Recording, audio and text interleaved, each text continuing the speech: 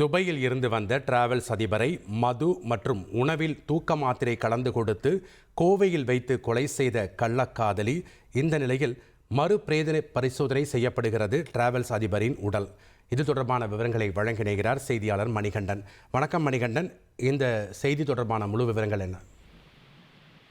வணக்கம்.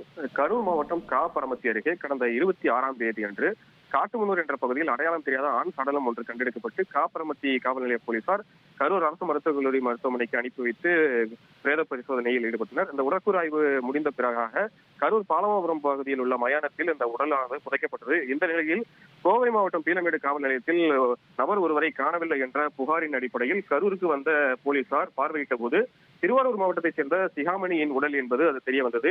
இதனை அடுத்துதான் இந்த கரூர் வட்டாட்சியர் குமரேசன் முன்னிலையில் இன்று சிகாமணியின் உடல் மீண்டும் மறுக்கூறு ஆய்வு செய்து வருகின்றனர். பீளமேடு மற்றும் சரவணம்பட்டி போலீசார் தற்போது அந்த சம்பவ இடத்தில் உள்ளனர். அதே நேரம் சிகாமணிக்கும் கோவையைச் சேர்ந்த சாரதா என்பவருக்கும் இருந்து வந்த கள்ளக்காதல் காரணமாக சிகாமணிக்கு சாரதா கொடுத்த 6 லட்சம் ரூபாய் பணத்தை திருப்பித் தராமல் இழுத்தடித்து வந்ததாகவும், அந்த கோபத்தின் காரணமாக சாரதா சதித்திட்டம் தீட்டி கொலை செய்தது விசாரணையில் தெரிய வந்தது.